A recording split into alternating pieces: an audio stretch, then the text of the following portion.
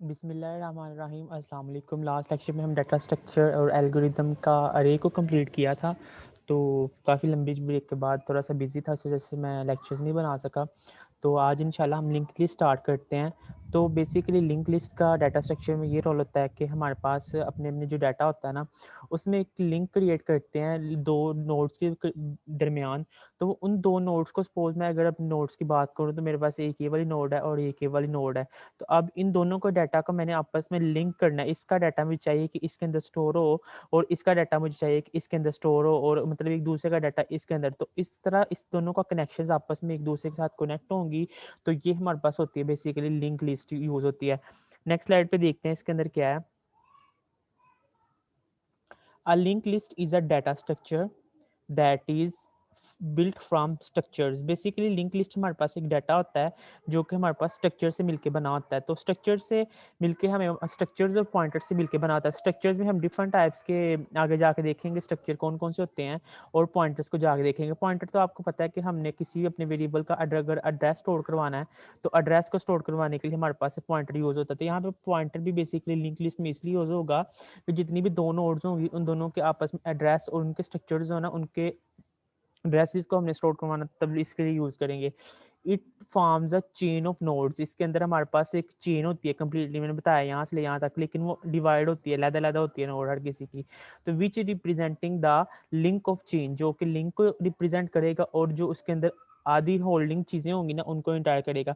Link list can be represented by diagram as follows. हम अगली diagram देखते हैं तो उसके अंदर हमें ज़्यादा क्लियर होगा कि इसके अंदर कौन कौन से। अब इसने यहाँ पे एक कुछ डाटा लिया हुआ है, तो यहाँ पे मैं इसको आपको डाटा को करके दिखा देता हूँ थोड़ा सा कि हमारे पास डाटा कौन कौन सा लेना है इसने।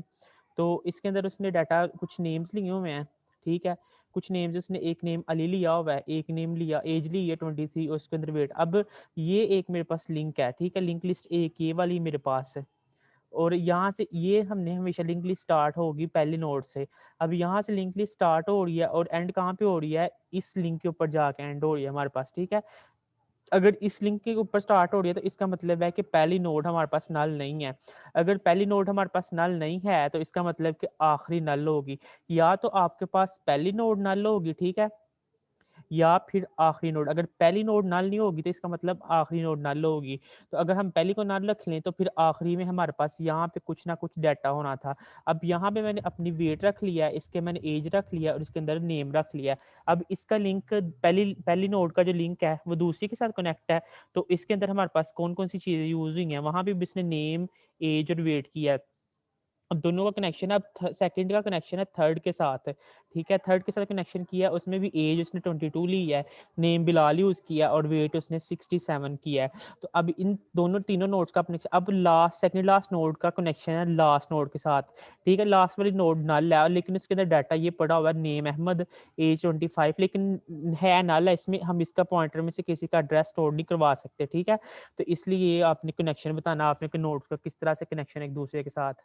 अब link list has 4 nodes. Link list की कौन कौन सी नोड्स होती हैं, 4 नोड्स होती हैं, each with link to form node with other series, ठीक है। अब इसका जो लिंक होती है ना, सपोज मैं अगर लिंक लिस्ट यहाँ पे ड्रा करूँ, ये मेरे पास कंप्लीट लिंक लिस्ट है, इसके अंदर मैंने बॉक्सेस को ड्रा किया है, ये मेरे पास लिंक आपस में अलग अलग है। तो उसने क्या हुआ कि लिंक हैज 4 नोड्स, 4 नोड्स होंगी तो ईच लिंक है to the next node in the series. हर किसी का लिंक दूसरी नोड के साथ होगा इस इन नोड्स के अंदर, ठीक है। द लास्ट नोड, यहाँ से एक मिनट थोड़ा सा पॉइंटर चेंज कर लें फिर मैं थोड़ा सा इसका समझाता हूँ। अब उसने कहा the last node has link to special value null. Last में इसने कौन सी वैल्यू दी है, स्पेशल वैल्यू नल। इस तरह से हमने अपने लास्ट वैल्यू को नल कर देना, ठीक है। Which any pointer can point two, जहाँ पे कोई भी पॉइंटर इसको पॉइंट कर सकता है to show that it is the last link in the chain, ठीक है। ये लास्ट लिंक हो सकती है चेन में। There is also another special pointer called start. तो यहाँ पे हमने एक पॉइंटर क्रिएट करना है, स्टैटिक स्टार्ट, ठीक है। स्टार्ट पीटीआर के नेम का एक पॉइंटर हमने डिक्लेयर करवा रहा है, तो इसको किसका नाम दे लिया कि हमारे पास स्टार्ट वाला पॉइंटर है। तो which point to the first link in the chain that we can keep track of it. अब हम इसके ऊपर अपनी वैल्यू डिफाइन कर सकते हैं कि कौन कौन से हमारे पास इसकी वैल्यू यूज हुई है।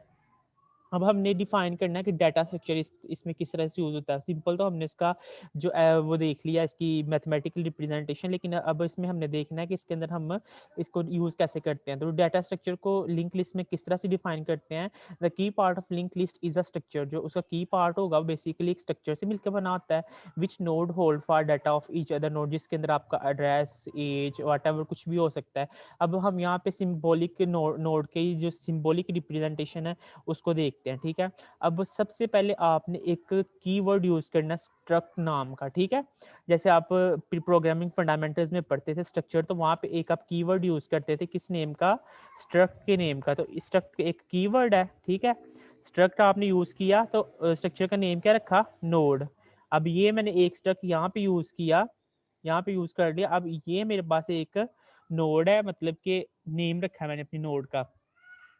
अब मैंने अपनी स्ट्रक्चर की ब्रैकेट स्टार्ट की, आपको पता है स्ट्रक्चर की ब्रैकेट्स यहाँ से स्टार्ट होते हैं। अब इसके अंदर मैंने अपना नेम रखा कैरेक्टर का, एज रखी, उसके अंदर फ्लोट आपको पता है वेट में आ सकता है, क्योंकि उसके अंदर आप पॉइंट्स में भी आ सकते हैं, कुछ भी आ सकता है। अब मैंने क्या करना है कि नोड का एक पॉइंटर क्रिएट किया नेक्स्ट का, क्योंकि हमने अगर पहली नोड नल है तो वो दूसरी के ऊपर चला जाए, ठीक है, इसलिए हमने ये नोड किया है। तो यहाँ पे आकर हमने स्ट्रक्चर को क्लोज कर दिया। फिर हमने एक फंक्शनलिटी यहाँ पे परफॉर्म की कि जो नोड है वो स्टैटिक, मैंने बताया था कि एक स्टार्ट वाला पॉइंटर यूज़ करना है, तो उसको मैंने किसके इक्वल कर देना है, नल के इक्वल। तो पहले पॉइंटर को हमने किसके इक्वल रख दिया, नल के इक्वल। तो टू इम्पोर्टेंट, अब यहाँ पे कुछ इंपॉर्टेंट पॉइंट्स देखने हैं हमने कि कुछ कौन कौन से इंपॉर्टेंट पॉइंट्स इस कैटेगरी में यूज़ होते हैं।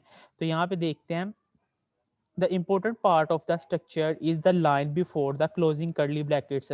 तो वो जो हम लाइन लिखते हैं कर्ली ब्रैकेट से पहले, उसने कहा कि वो लाइन थोड़ी सी इंपॉर्टेंट है, किसके लिए, डाटा स्ट्रक्चर के लिए। इसमें जो लाइन हमारे पास यूज होगी वो ज़्यादा important. The given pointer to the next node in the list, this is the only case in C++ where allowed to refer data to type in node before you have been finished defining it। उसने कहा कि अगर आप कोई भी pointer इस चीज़ में use करते हैं तो इससे आपको ये फ़ायदा होगा कि आपने अगर किसी अगली नोड पे आना है, तो अगली नोड पे आने के लिए आपको पिछली को तो ऑब्वियसली फिनिश करना पड़ेगा, उसको डिफाइन करना पड़ेगा, उसको कोई वैल्यू देनी पड़ेगी, तो तब भी आप अगली नोड पे आ सकते हैं।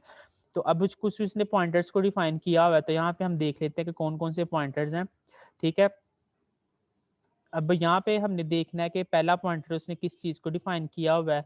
तो अब pointer is called start PTR also been declared which will permanently point to the start of the list. तो ये मैंने देखे स्टैटिक, ठीक है, मैंने स्टार्ट स्टार्ट पीटीआर, तो ये मैंने एक पॉइंटर स्टार्ट के लिए डिक्लेयर करवाया, ठीक है। तो इसके लिए आपको एक पॉइंटर यूज करना पड़ेगा स्टार्ट पीटीआर का। तो to start with there is no nodes in the list, nodes कोई नहीं होगी, that's why start PTL is set to null. तो इसको इसलिए हम नल के इक्वल कर देते हैं, क्योंकि इसके अंदर कोई हमारे पास डाटा नहीं पड़ा हुआ, ठीक है। नेक्स्ट स्लाइड पे देखते हैं, अब हमने अपनी नोड को ऐड किस तरह से करना है। अपनी नोड को अगर हमने ऐड करना है तो उसके लिए आपको क्या करना पड़ेगा कि उसके लिए आपको कुछ स्पेसिफिक रूल्स को फॉलो करना पड़ेगा। अब इसमें हमने क्या करना है, अगर अपने नोड को ऐड करना है लिस्ट में, तो उसके लिए आपको एक टेम्परेरी वेरिएबल यूज़ करना पड़ेगा टेम्प के नेम का, ठीक है, जिसको हमने फर्स्ट नोड के इक्वल रख देना है। अब मैंने ये मेरे पास लिंक लिस्ट है, ठीक है, ये मेरे पास एक लिंक लिस्ट है। अब इसके अंदर मैंने एक टेम्परेरी वेरिएबल स्टोर करवा लिया, ठीक है। टेम्परेरी वेरिएबल को मैंने इसके अंदर मूव करवाना है। अब टेम्परेरी वेरिएबल को मैंने इसके अंदर फेंका, लेकिन हमें इसके अंदर नहीं पता कि इसकी वैल्यू क्या है, that's why we called it a undefined value. अभी तो टेम्प टेम्प है ना, टेम्परेरी का मतलब होता है कुछ भी हो सकता है, उसकी वैल्यू चेंज भी हो सकती है, that's why we called it a defining undefining variable. तो वी कैन, अब इस स्लाइड में देख लेते हैं कि उसने क्या बताया हुआ है। इस स्लाइड में उसने ये बताया हुआ है कि हमारे पास जो अनडिफाइनिंग वेरिएबल्स होते हैं ना, अनडिफाइनिंग वेरिएबल, तो वो टेम्प एक वेरिएबल जो हमने टेम्प का पॉइंटर यूज़ किया है, तो जो नोड होता है ना वो टेम्प को पॉइंट करता है, the node that temp points to.